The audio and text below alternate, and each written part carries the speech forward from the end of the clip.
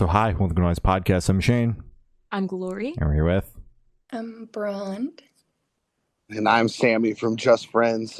And we're asking some questions to say about the upcoming album, Gusher. So congrats on that, by the way. How do you guys feel about the response to the announcement so far? I think it's been awesome, honestly. Like, I don't think we felt this way about a record together as a group ever, honestly. Because right when we were doing Nothing But Love, it was like that, like, had a similar vibe, but you know, we kind of pieced that record together over 3 years, and it was all just kind of us hanging out as kids. And then the last one was an interesting vibe for sure. It got shelved with COVID a bunch of different times, and you know, we had different, like, just, you know, it was a global pandemic and all that stuff. So kind of like the record kind of took a back seat, and it was done in 2019 and came out in 2022. So it's an interesting thing to get excited about when, you know, you've grown as a person in a band and all that stuff. It's like, I don't even know if I remember even writing this song. That's crazy. Yeah. I didn't know that the delay on that last album was that great. 3 years. Yeah. It was very, very long, and we went through, like, you know, excuse me, like 2 different producers. We lost a band member, and then like we were like, hey, do we still want to do this? And we're all like together, the 7 of us were like, hell yeah, we want to do this. And then so we took a long time off and just started like working on our friendships more, which was super great. And I think it's kind of, you know, I think the reason why we're still a band and be able to be a band for a long time. And, you know, we were able to work together and create, you know, Gusher's 13 songs, and we were still making them before, like, till the day that we had to leave. Oh my God. We weren't done. We had so much more to do. I don't know. It was, an incredible experience. And to add to what Sammy was saying, like, I don't really remember my time with Hella. You know, it was like very in and out over a really long period of time. A lot of those songs got created without most of us in the room. So it was cool. It was like really experimental. I think we needed that as a group because, like Sammy said, we were growing up and we were, you know, changing. You change so much, I think, in your 20s, just like from year to year. And it was cool to kind of stretch ourselves into those realms where we were like curious about. And then for Gusher, like he said, we did work on our friendships. It wasn't hard either. We weren't like sitting down, you know, having therapy sessions. Like what we mean by working on our friendships is we just like spent more time together, and we like stepped down and let each other have a say, and we like wanted to hear everybody's voice on Gusher. And I'm really proud because I think everybody got to work together, and we did have like the team direction, and we knew we wanted to go back to making a rock record. But at the same time, I think it's been my most creatively fulfilling work, and I think pretty much anyone in the band would agree with that as well. And I think that, you know, your growth as a band and as people comes through on this record as well. It's definitely a vast improvement from Hella, just, you know, in every sense of the word, I think. Ooh. Thank you. Oh, yeah, it's weird. Everyone considers Hella like a mixtape because, like, you know, we did the rollout.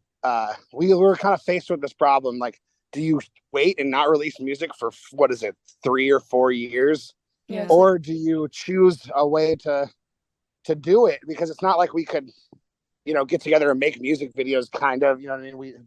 So we chose the route of like, all right, let's do these EPs. And everyone's like, oh, well, you released half the record already by the time the record came out. I was like, that's not true. It's just people kind of like wrote it off as all the EPs put together. You know what I mean? Because that's the only choice. Like, we did, not that we only had, but that was like the most, you know, it was like do nothing or do something. And we did get to, we were one of the bands on Pure Noise that did get to grow a little bit. Like our monthly listeners went up, quite a bit.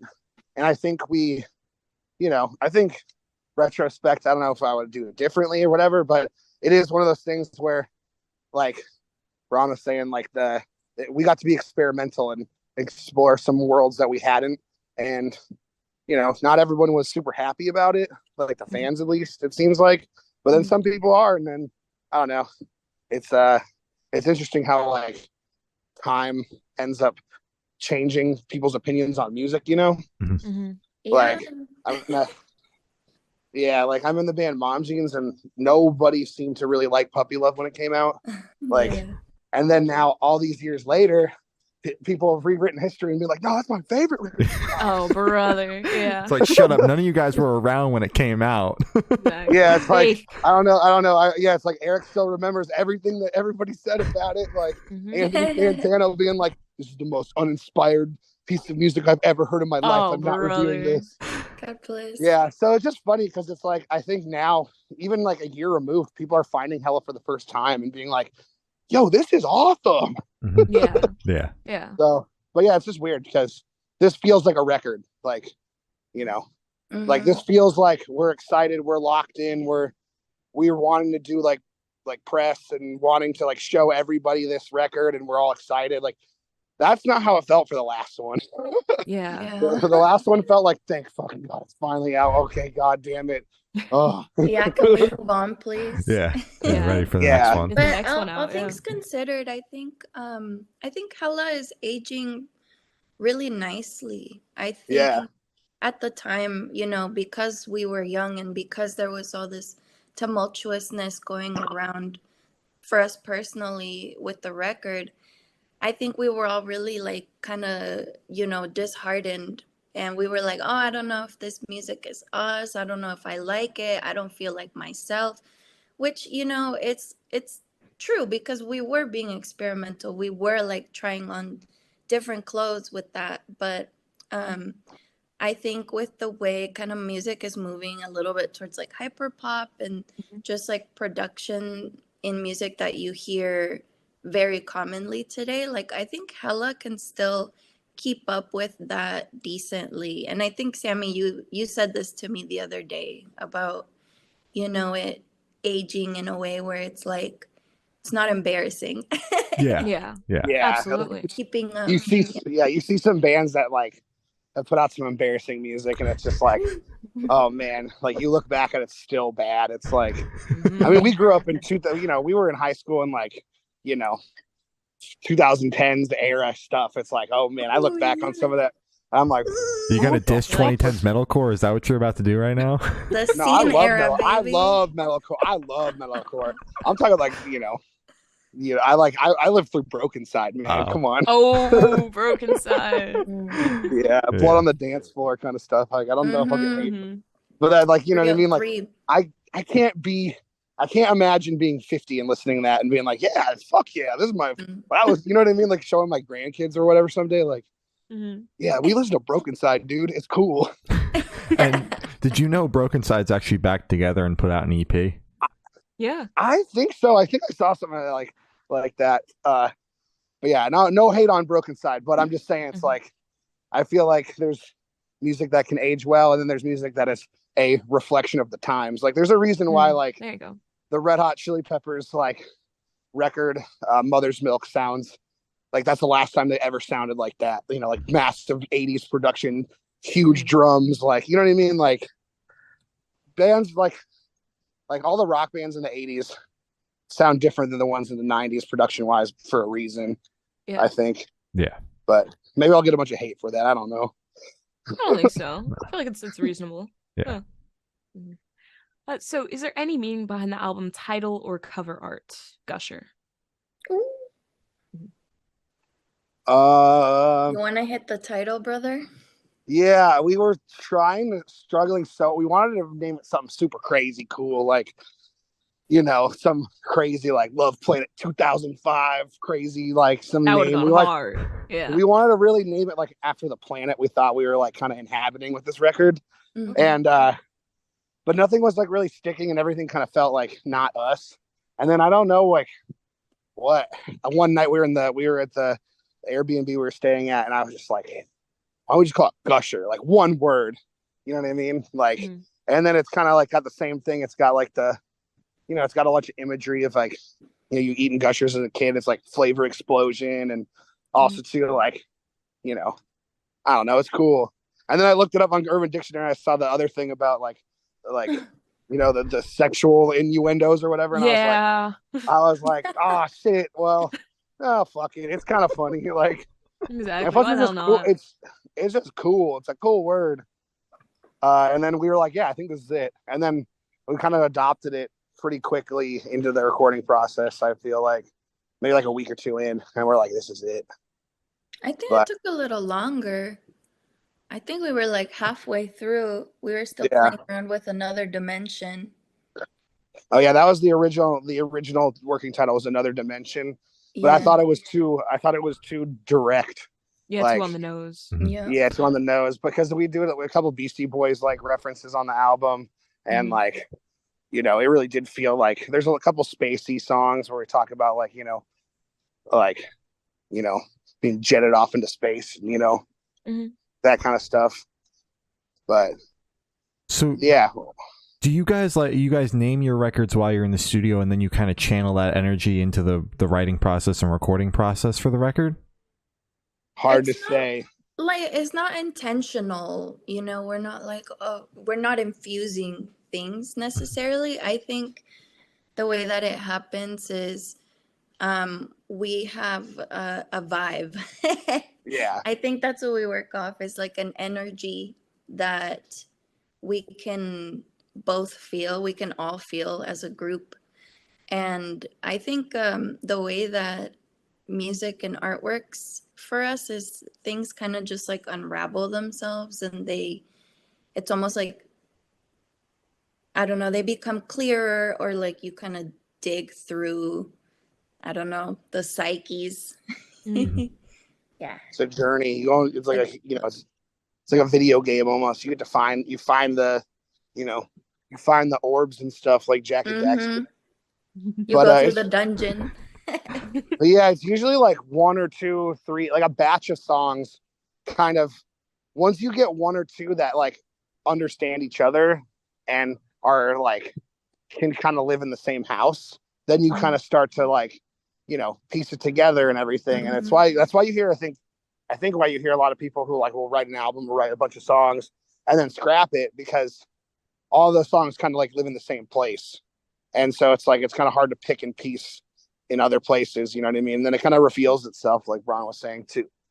That's what at least what it was for Gusher. Like Rock to the Rhythm and Nothing But Love, I've came up with both of those names before the record was even done. And I was like, this is what I want to call. You had Hella Nasty. It was supposed to be called Hella Nasty, but we kind of lost our confidence I lost my confidence with the record and the rollout and everything. So I was like, it's not very nasty anymore. It's just kind of hella. That's fucking crazy. But yeah, no, but that's kind of, yeah, I don't know. I'm a big fan of eras with bands. Like obviously with Taylor Swift doing her Eras tour right now, kind of in the forefront of things, but really it is cool when like the art direction, the photos, the everything, the merch, all the like it's a specific vibe, like absolutely. Like Red Hot Chili Peppers, Blood, Sugar, Sex, Magic. That is a complete era of them. You know what I mean? Different from whatever's going on right now and this, that. Same thing with like, I mean, look at even Turnstile does it hella well. Like Glow On era is so much different than, Nonstop Feeling, but it's still the same band, but it's like, completely different vibe. Exactly. Absolutely. So can you guys tell us a little bit about your writing process for the album? For Gusher we worked like all summer. Well, we wanted, I don't know, like we basically all the suits told us like, hey, like, we were at a pretty decent spot before COVID. Like we hit our lick. We hit Sad Summer with Mayday Parade, Wonder Years, and State Champs and shit. Then we toured with Story So Far, and like that year also kicked off. We did Europe and UK with Mom Jeans. Like we spent a lot of time on the road, and it was kind of paying off. And then we were about to hit this crazy tour that I don't know why we thought it was a good idea. 10-week crazy, like Jesus fuck. world tour, and 2 days into it is when COVID hit. And then yeah, we drove back $7,000 in debt on the merch and everything. And we're like, oh crap, like whatever. And then like then when COVID came back, or like no, when all the music kind of started coming back, we went on tour in September of 2021, and we did that tour. We did a headliner. We toured up quite a bit, and then finally after the Mom Jeans tour in the last fall, all the suits were like, "You guys are finally back to where you were before COVID in popularity wise," and we were like, "God damn it!" All that work. And then yeah, and then that's when Pure Noise was kind of like, "You guys need to capitalize on this," because we wanted to I think we wanted to put out a record this year, but we don't always remember and keep tabs of like, okay, once you get it done, you got to go do this and that and this. But I remember on the September 2021 tour with that State Champs Pure Noise thing, I talked to Brett on the phone, and everybody, that was the first time I introduced like, hey, like I did this record with Mom Jeans with this guy. Like, I think he's a perfect fit for us. You know, he kind of seems to have a way of like rehabilitating bands in a way. Like, you know, he did the Front Bottoms. Mom Jeans was in a weird place too. Like, you know, are you talking about? He did the Hot Brett Roms. Yeah. Okay. He did all the Hot Mulligan stuff that sent them to the moon. Like, so I pitched it there, and then that's when Pure Noise was like, I think you guys should think about doing a record sooner than later. And then we were like, okay. And then they're like, no, like sooner than later. And we were like, all right. And so we spent like all summer, like every other weekend, like a different combination of everybody, or as small as like the two of us, like getting skeletons and doing stuff. And it was kind of nice too, because our lead guitarist Matt Yanko was teching for State Champs on Sad Summer. Brond was on vacation for a couple weeks, and then they got to come back, and then we had all these songs, and we were like, just say yes or no, because we had so many, because we were like, the four of us were kind of getting a little in our like, not self-conscious. It was so hot too, like you guys were just like in a suit. You told me.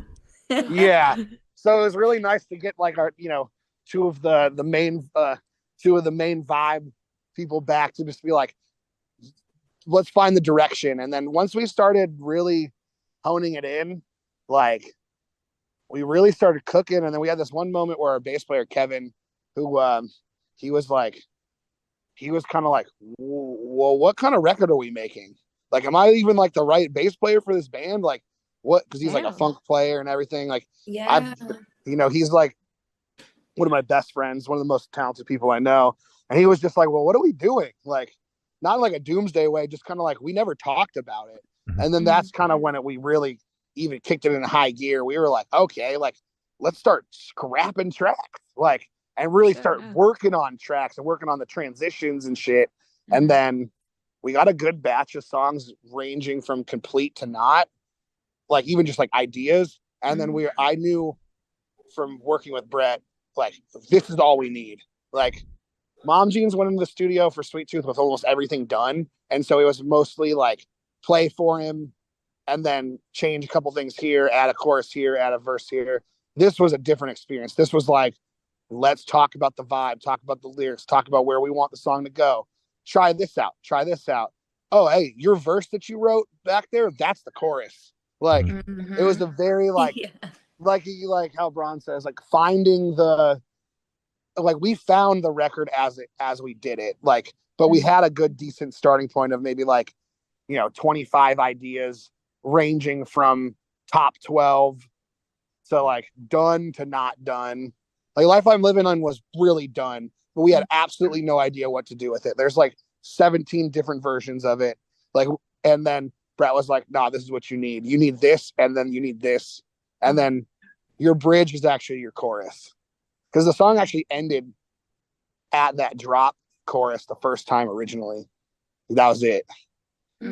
So there would have been no other sauce in there unless Brett was like, no. Yeah, he's such a great producer. I work with bands, like managing bands is my day job. So, but all of the bands I work with go to Brett because they're all in Jersey, and they just go in there with like skeletons of songs, and he just fucking, they're like, holy shit, the songs are just changed entirely. He's so hands on.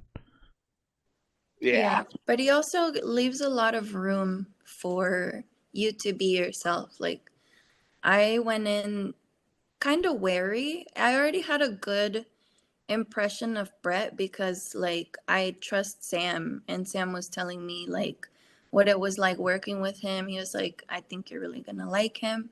He also wanted to talk to me before we worked together. Like, he wanted to have a phone call with me, and I was a little, I mean, that's significant because there's a lot of like industry people still who like don't go out of their way to speak to me. And I keep a little list of who it is. Oh, yeah. But yeah, I was like, oh, okay, I'm a little impressed right there. The phone call was great. He was really kind, really like is able to bring out other people and like make them comfortable and like genuinely is interested in who you are. And I've worked with people who like I think they were trying to help me, but in reality, like I was getting a little bit stifled here and there with like, previous studio interactions. Definitely So, railroading. yeah, and I think that's also why we needed Brett so much, is because like I'd been burned before, Sam had been burned before, Kevin was burnt, like every single one of us felt a little bit like shy and burnt and just kind of like, like, is this going to work out? And the environment that Brett created for us was so friendly and it was so like democratic too. But it was like, I remember him saying the point or what my goal is to serve the music, to do what's best for the song.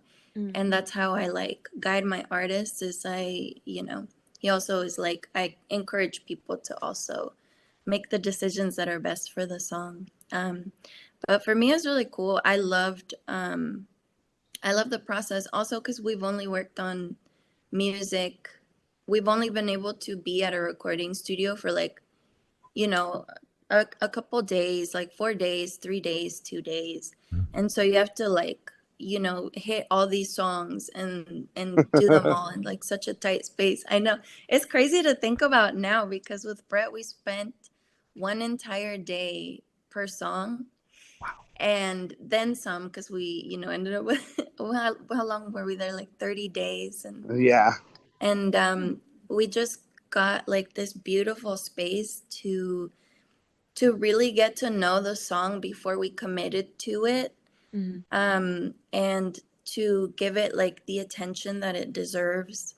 For me, I got to really get like very wild with my vocals, which like no one's ever handed me a microphone and been like, run wild, like fucking do your thing. And so I would, it would be like my turn for vocals and I would just come to Brett with my laptop and like, 8 vocal stacks and been like, here's what I want to do.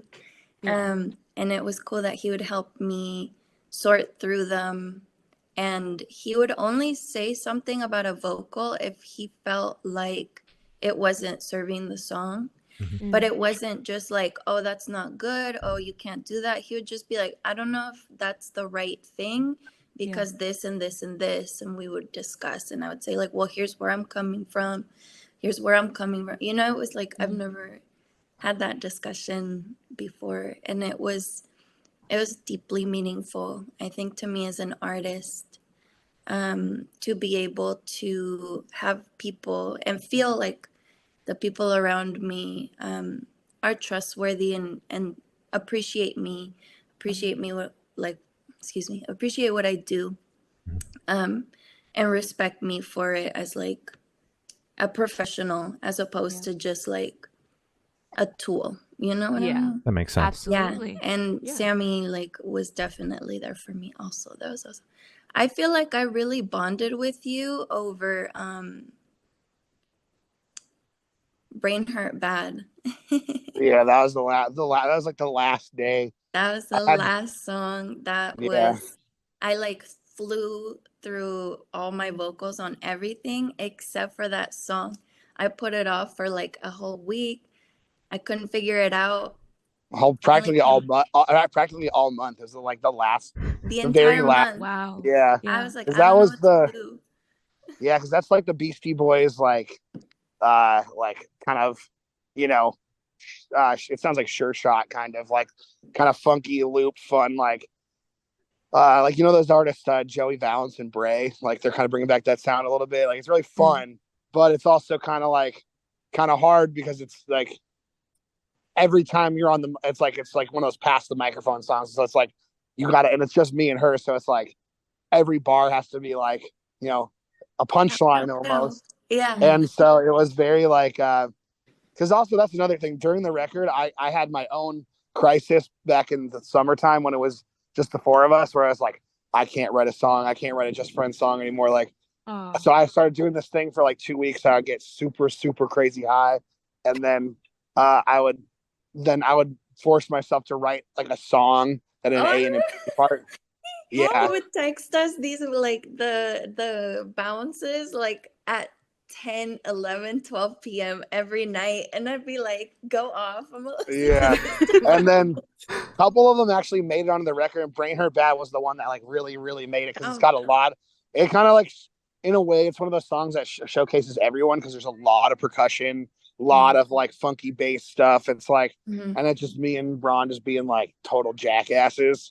And like, I had an idea of what I wanted the song to be, but like the I guess it was really interesting because it was a really cool point. Is like I like the song is like, what do you do? Like, how do you feel about yourself when your brain really hurts? Like, you're not having a good time. Like some people like like to make jokes out of themselves or bring themselves down or something like that, right? Like that's something I was able to do easy on the songwriting. You know what I mean? Like, but then that's not what Ron felt comfortable doing with. Yeah, I was having a hard time, and I think I wasn't like, I didn't have as much experience as Sammy with like the Beastie Boys and like that style of music. Yeah. Also, like my singing is like, it can be really rigid because for me, I'm like, I like the notes, I like the technical shit, I like the like Beyonce shit, you know what I mean? Like every move perfect, blah blah blah. And so here's this song that's asking me to be like more fluid and more chill, like more carefree. I said this in Hella when we were talking about our song with Hobo Johnson, but Hobo Johnson's verse on what is it? Basic. Yeah, I was like, wait, you could just like make shit up and like, have fun. Yeah, exactly. And so I was trying to get loose with it. Also, like the deadline. Also, I felt bad about myself because I was like, why can't I figure out this song? I don't understand, and I know I'm not understanding something, and like I feel like I'm bringing everybody down, and I feel like I'm gonna fail the team because everybody loved the song so much, and I loved it too. I just couldn't understand myself within the song. And so I reached this like point where I wrote some stuff. I've been working on it. It was hard as fuck. And then I heard Sammy go in and do his thing and get his verses. And that's when like I understood what was going on. Yeah. And I was like, I don't like anything that I just spent like, I don't know how many hours doing. Scrap the whole fucking thing. Shit. I was so vulnerable in that moment. I like asked people to leave the room. I've never done that. Like I hated doing that because it felt like I was inconveniencing and like, I don't know, telling my friends to like fuck off, but I had to. And Sammy and Brett like literally held my little hands and walked me through every single word and like helped me develop shit. And Sammy would throw ideas at me, and I was able to like kind of take those and be like, okay, that part's not me, but this feels good, and then like, you know, Rubik's Cube the shit out of that fucking song. My God, like I'm frustrated just thinking about it. But the result was so I feel like I gained a level, you know, that Yeah. day. Yeah. Yeah. The way that I was offered help and able to like accept it and be scared the entire time, but like trust in the people around me was life changing. And now that's I love that song. Every time I hear it, which is often, I just like I have such a big smile because I think about not just the song and not just the product, but I think about like how cared for I felt in that moment. That's fucking awesome. Thank you, Sammy. Yeah. Shout out Sammy. Okay, cool. So would you guys be able to tell us how you got the track list for this album set? Did you guys write the opener be the opener, close be the closer, shuffle around to see if it fits? What was the process like for that? That was so awesome. That was another late night in the Airbnb, like straight up like 2-3 in the morning. Like, remember when I spit the yogurt because Brandon did something stupid? Yeah. Ew. I was like eating yogurt like while we were talking, and then Brandon did I don't know what, and he said something. He suggested some stupid idea. And everybody was like, "No, what the fuck?" And then it clicked for me, and I just like spit my yogurt, laughing. Yeah, I don't know if any of the songs had any sort of placement. We knew You and Me would probably be at the end or in the middle. Yeah, it just kind of all came together. We had another version, and then we switched it up one more time upon on having it for a while. But yeah, nothing was written with the intention of like this is an opening track. Yeah, that was nothing like that. Like, I mean, because we've worked like that before, like on Rock to the Rhythm. Definitely that song's the intro. Same thing, there is an intro on Nothing But Love. Hella, the original intro never ended up actually making it to the record. And then like that, like in Mom Jeans though, like Sweet Tooth, like Sweet was always going to be the opener no matter what. You know what I mean? And I think you can kind of tell when there's records like that. And I think that is definitely, like, I think both are really, really creative and cool, where it's like, you know, I really like piecing I call them anchors, you know what I mean? Like, you know, and the whole time when we were writing Gusher, there was no anchors. It was just all gas. Like, all right, this is awesome. This is awesome. Like, I think we tried out every single song going first, and then we're like, all right, this feels pretty good. And then we named. It was after our first day off. We went to New York City and walked around, and like, you know, we got really, really high at this like the first ever dispensary. That man. Yeah. What's his name? John or Joe? John. And he was like, I know Flea. You guys sound like the Red Hot Chili Peppers. Like, give me the demo, bro. He gave us weed vodka. Oh shit! Wow. Weed vodka? And we crossfading? What the hell? No, not cross. It was like the vodka version of weed. It was like his prototype that he was working on. Okay. I was like, what the fuck? That's crazy. And then we went, and then we walked around the whole time. And then at one point, Ben, our drummer, went to this like tiny little like Grandma Zaza's like type of and then that's when we were like, let's name the song Zaza in the Sun. And then with the smiley face. And then that kind of like appeared to be like, okay, this could be an opening track. That one was one of the oldest ones too. Like that song. That was the first one, wasn't it? Yeah, I wrote that in like October, November 2020 when I was living in with me, Eric, Yanko, and Joel all lived at a house together during the pandemic, and we would just the MJ house. Yeah, we would just gained a bunch of weight and made music. It was, and then watched Yanko play Call of Duty. I remember like, and then when Bart would show up every couple of weeks, it was always just like songwriting boot camp. Like, you know, every room was like a studio, and like, you know, No more and partying. that's how that song happened. Because Eric actually helped write the chorus, and it was just like we couldn't figure out. We had like kind of the melody in a way, and then he was just like, "Oh, here, give me the microphone," and then I got something. Sammy. Yeah. I got a question. During that boot camp, like, were you guys just making songs, or were you like, we're gonna work on some Just Friends vibe right now? We're gonna work on some grad life vibe. Oh, this one sounds like an MJ. How do you pull that trick? It was like we were working on Sweet Tooth a lot during 2020, and then it was like so exhausting, and like that we would take breaks, and like and just everyone was just working on music. You know, Bart works on music 24/7, and like I had a bunch of like, remember that broke song that we almost did? Like I had that one too. Broke, too dumb to sell dope. Yeah. Yeah. That one was great. That was an instrumental that Kevin made.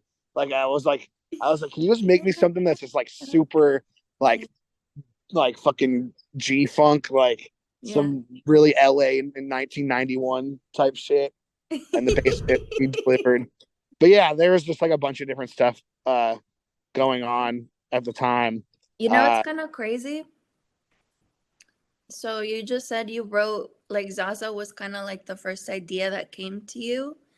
Zaza was also the first song that I sang on at the studio. And it's the first song on the record. Look at that. Yeah. But it wasn't like planned. She just was like, me, bitch. Oh, that was a crazy thing too. It was like, yeah, Brandon had some family stuff, so he missed the first like couple days. Like we flew in on like a Tuesday or a Wednesday, and Brandon came in on like a Friday. And so we had like we call them Brandon songs because Brandon is such a specific type of player. It's like a lot of jazz chords and stuff that is just like we can't really. Yeah, and then we didn't want to work on the songs without him, and then so we had like a select full of songs that like we could do, and then Zaza was on that list. And then I remember we went to go visit Brett at the studio on that, like we flew in that morning, and then he was like, "All right, let's go." We just started working. Like we went over there to hang out, and we were like, "Yeah, we're gonna go to the grocery store." We went before we even like hit our house, huh? Yeah, we like dropped our bags and went, and then we're like, let's go say hi to Brett, and then we just started working.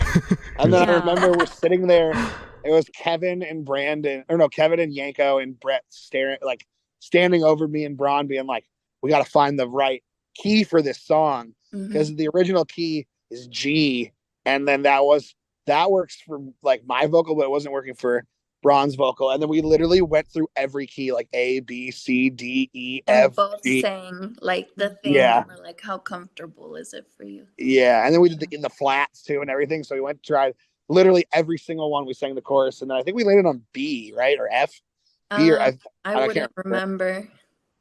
But that was like the first day, right off the plane. Yeah. All right. Damn. So where was your headspace at while you guys were writing the record? Headspace?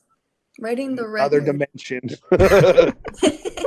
Yeah, like I said earlier, I was kind of I was being careful just because of my previous experiences at first. And then once we got past like the first day, I understood what the process was, because also Brett has such a process. It's like you get in, you talk about what you want to do today, you jam on what you came up with together, you discuss, you begin tracking and having fun. And for me, bro, that was like one of the best months of my entire existence. That was so fun. It was challenging. It was exciting. It was scary. Was that? It was so rewarding too. It was so rewarding.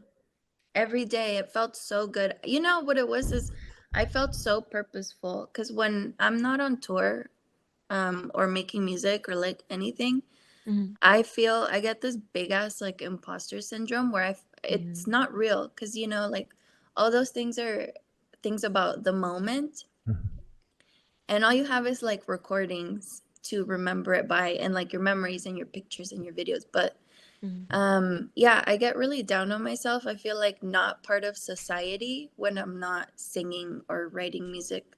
Oh.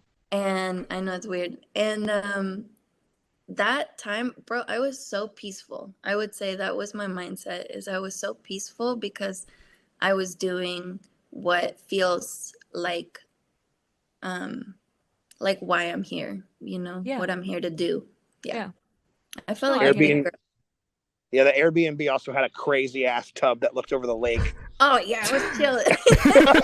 I mean, Yeah. it is nice as shit out there. Oh Yeah. yeah, it's Wow. gorgeous. That's Like crazy as hell. Upakong. Yeah. There was this moment. So I worked at the house by myself like 2 days, because for me, like, you know, whatever time of my cycle I'm on, like I want to be by myself. And Mhm. sometimes I just want to work on my vocals the way that I know how, which is like in my closet by myself. Yeah. And so it was really nice to have the house, and the boys like would go to the studio. And there was this day when I was just working on Circle Pit of Love, Mhm. and I saw like a bunch of fucking seagulls over the lake, like swimming in a circle. And I'm like, bro, let me have like this Snow White moment. Let me sing to the birds. And so Hell I'm yeah. over there like singing them what I just wrote for Circle Pit, and Yeah. those bitches left. They were like, Oh. they started flying away. I was like, fuck you then. Damn. We don't Oh want my to be God. serenaded today. Oh, Yeah, they fuck. were like, Fuck those birds, bro. yeah, that was fun. How Mm. about you, Sammy?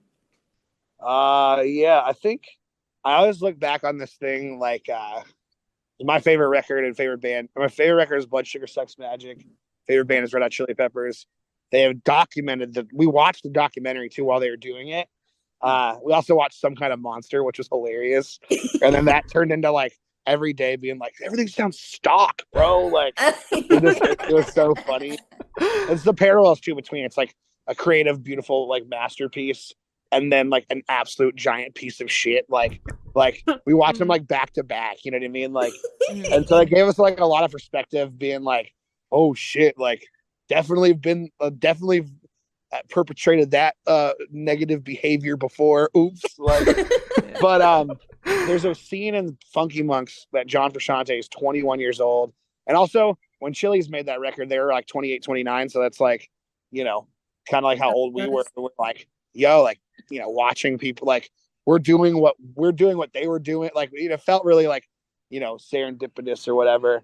But John says like he forgot they were there for I forget how many months making that record, but he forgot he was making music for public consumption.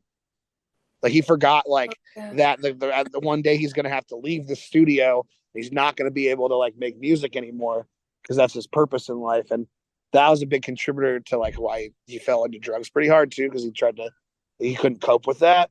Yeah. But it really kind of I thought about that a lot, that statement a lot, because like I just look around the room and it's like I'm here with all my best friends with this band that we've put all this effort into and like all these years, and like people have counted us out. People have, but we've also been on top of the world. Like, and I was like, there's no like this is like where I want. Like this is where I'm supposed to be. This is where I want to be. I'm living my dream as an 11-year-old kid. You know what I mean? Like all my best friends making the music that is because Just Friends is like cool where it's like yeah, of course, like I started the band all those years ago, but it's like that's not what the band is. The band is like the melting pot of 7, you know, different personalities and friendships just all into one thing that turns out to be this beautiful, funky, fun, uplifting, you know, piece of music. And I think that's the big thing too, is like even like hella I tried to be serious, or like I tried to like, you know, like I was encouraged to like not be funny, you know, because a lot of people are always like, you can't, like, you like the classic with Just Friends is you got to see it live, you know. So, like, what does that mean about the You music? can't do triplets. Yeah, and so it's just like, you know, on hella, I had a lot of fun, but I wasn't like, the record's not like, I wouldn't say that it's a fun record. I think it's like a record you listen to at nighttime. You know, like kind of like this record is all fun. Yeah. You know what I mean? Like I feel like we're like, I say I'm back, but we're all back in a massive way. Like, and just, it's, you know, I don't know. You look at bands and artists and you look at like, okay, what is their not main selling point? Well, what is part of their like identity? Like, what is something that people love about this band? Like, and I think being there surrounded by everyone is just like love and fun and friendship. And that's what the band's about. And I think we were really able to like focus in on that and do that. And so I don't know. I was just living a dream. You get to wake up and be creative every single day on someone else's dime. Like, yeah, it's the best. Fuck yeah. That's the fucking best. And so it's just like, we can't wait to go back. Whatever happens, you know, whatever happens, it's like, you know, we're going back eventually, and we have unfinished business. And like, I think it'll, you know, like Gusher's I don't know. It's a very important record to us. And I think that shines through. And I think it's just the beginning, you know? Fuck yeah. Absolutely. Yeah. So for a band that's been around since I started the band in like 2012 or 13 or something, when I was like 16, 17, 18 years old kind of vibe. Like, because he got kicked out of his other band. Yeah, Yanko kicked me out of, like, me and Brond's roommate Kent, who's in Save Face. Lots of lore here. Yeah. We had a band. Yeah. We had a band together because we grew up together. And then I was like going to school, and they wanted to do the band, and they're like, "All right, well, can't do it." So, but I was the main songwriter, and I was like, "What the heck, guys?" And then I started writing my own solo songs, and then that's when I showed Kevin, and Ovi just kind of showed up. We still to this day don't know why he's here, how he got there, but Ovi's one of my oldest friends. Like, we met in, you know, beginning of high school in math class, and I've known Brandon since the first grade.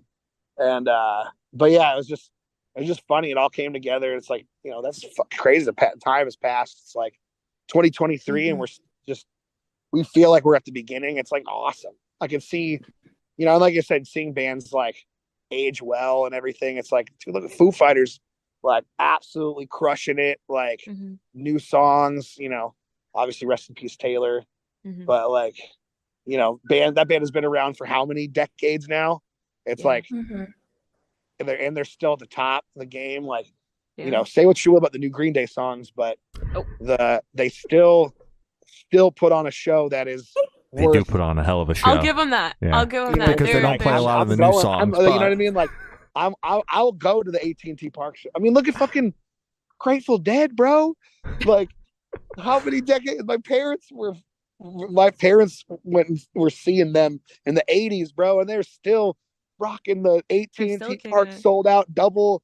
Yep. You look at Beyonce. When was Crazy in Love? 02, 03. Yeah. Levi Stadium this year. She's fucking killing it. Yeah. Yeah. It's I've always been really afraid of getting old, or like, I've always been really afraid of, like, you know, oh man, I'm like 30 now or whatever. It's just like totally old, like washed up, blah, blah, blah, or whatever. Cause, you know, you're surrounded by it, right? You know what I mean? You're surrounded by like this world that tells you that you're old, like sports, you're cashed by 30, like, you know, also it's like, like pop punk too. It's like, oh man, shit, dude, pop punk being at 30, really? It's like, there's people it's like a little weird at that point.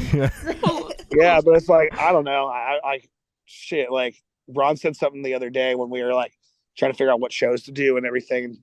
She said, like, you know, if you told me this is how big Just Friends is going to be, like, I'm still doing it, because this is what we're still, and like, I think I said, I feel like, you know, it's just the beginning, but it's really cool to see, like, after quite literally 10 years, like, you know, you stick with something. I don't know, you see all those things that are super inspirational on Twitter, like, you know, back in time where it's like, Oprah Winfrey didn't get her start until 32. Oh my god. Yeah. It's like, I'm sitting here and be like, those keep me going. Oh yeah, exactly. I mean, like, fucking Red Hot Chili Peppers. Like, I still got time.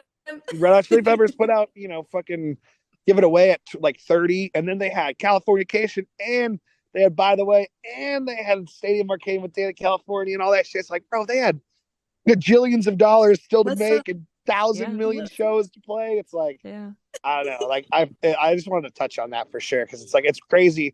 Most bands don't last this long too, because it's really like a testament to like the work that we put in, like to our relationships. And it's not like Brond said, we didn't sit there and like have therapy. We just like, we should hang out more. We should, we should start spending more time. Kevin even was like, I want to play music, because then we got in this habit where we'd only play right before a tour, and that's no way to be in a band, especially when everyone's in town. And then our drummer, he lives like 2-3 hours away, like where Bart lives, and they both make the commute to just hang out and play music. And like, I don't know, it's awesome. We got a fun little community that we got going on. And it's just funny too, because now we're like, oh man, like who are we gonna go on tour with? Like, who do we know? Like, Mom Jeans is facing the same thing, where it's like, how many years? Like, damn, we gotta wait how many more years until we do the Just Friends Mom Jeans thing again? Like, fuck, like we're running out of friends, bro. Like, because it's really it's like bands don't last this long, really.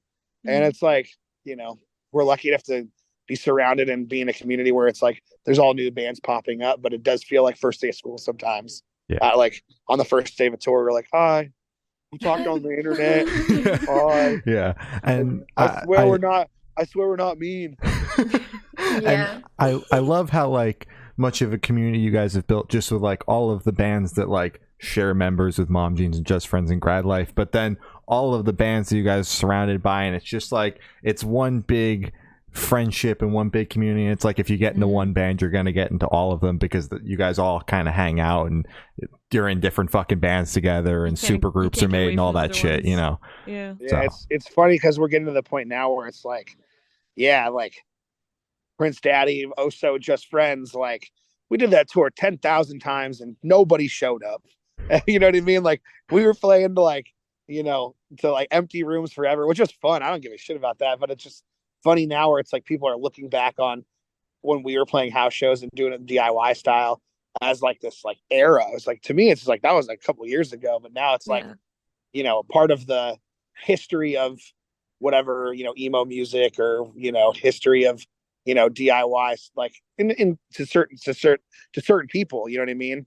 And it's like, it's funny how it's like, it's like, Prince Daddy, there's a good chance so, good chance Just Friends, Origami Angel, Safe Face, fucking any of the bands, really, like, shit, it's pretty crazy. And then we all got solo stuff. Brond puts out music, put out a song last year. Kevin's working on some stuff. Like, Kevin's stuff is good. Everyone in the band just stays. I think it's like, you can really tell that we love music, Yeah. There's absolutely. Sometimes people who do it for the money, and that's one, absolutely no disrespect, but when you see people who really love disrespect, bro, fuck that. Yeah, all disrespect. But you know what I mean. It's like, I feel you. I think this group really shined. Like, that's the thing, is like, we used to share demos back in the. I opened my old computer. I had all the old Prince Daddy demos on my computer, and he's like, "I don't have any of those. Can you send those back over?" I could really use those. Yeah. Or even too, it's like Kid Lightning, like that band that we did with Tyler and Bart, and like that was recorded in 2019, and then just found its way to the light. You know what I mean? That's crazy. Wild. Yeah. And also, I want to go back to what you mentioned, where it's just like there's this kind of little tiny voice in your head telling you that, like, oh shit, I'm getting older. Should I still be making music? Should I still be doing this? I think that fear, it's valid to have that, but I think it's very dumb, because most artists and bands actually mature and get better as they get older. Like, just looking back, because your favorite band is Red Hot Chili Peppers. My favorite artist is Tyler, the Creator. Looking back at like his first thing, Bastard.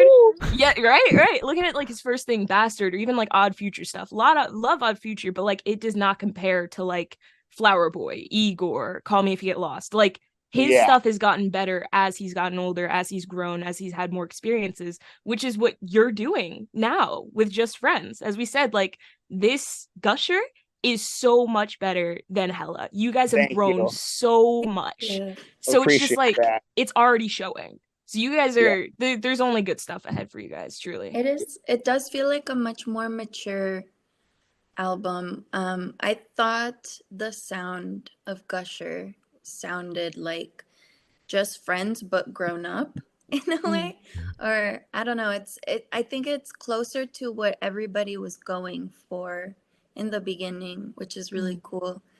And I had a couple moments, particularly during Fifth Dimension and I Miss You Bitch, where most of my days kind of looked like, jam in the morning, and I just listened to the song over and over and over for the rest of the day as like everybody, kind of puts their parts in and adds things. And I was just sitting there like listening to I Miss You Bitch just with my mouth wide open, just like giddy. I felt like I won the lottery literally, because I was like, this music is so fucking cool. And I say this as a Just Friends fan because like I knew the band before I was in the band, and I used to hate on fucking Just Friends because everybody liked them better than my band. But here we are. Hell yeah.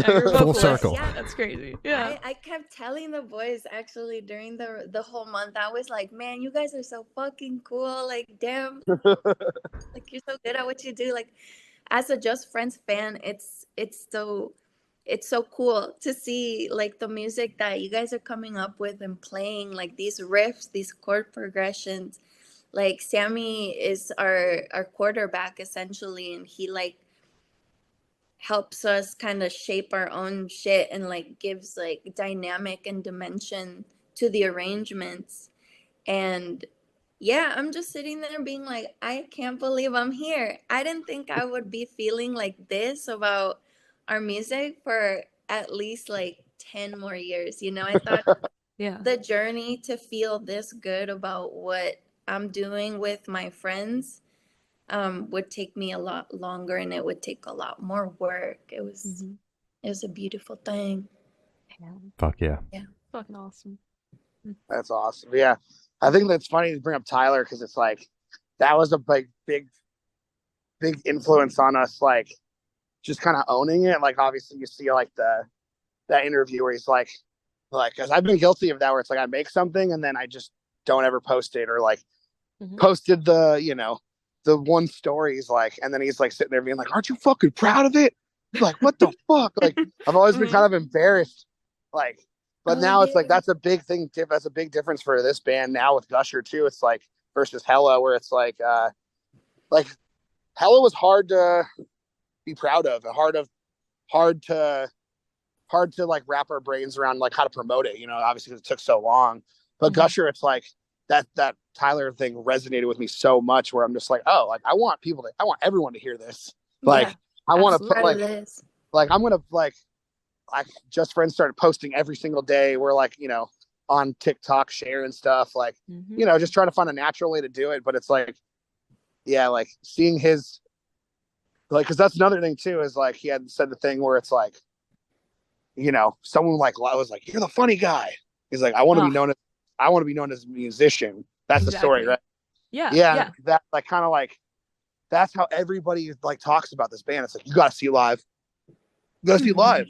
It's crazy live, but and it's just like I want people to know, like I want people to like buy the record, put the record on their fucking record player, or steal the record from whatever Mediafire is now, and then I just want them to have a good time and feel like and feel happy and be jetted to the place that we were at when we were making it, and how we, you know what I mean? Like, like I want to be known as a musician, and I think we did that. Like, I think how Tyler was saying, you just put your head down, you work.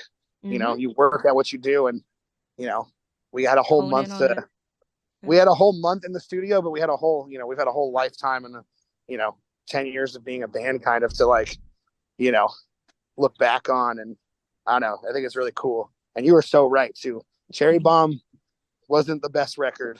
It was not. It was not. I've listened to that thing maybe 4 times in full.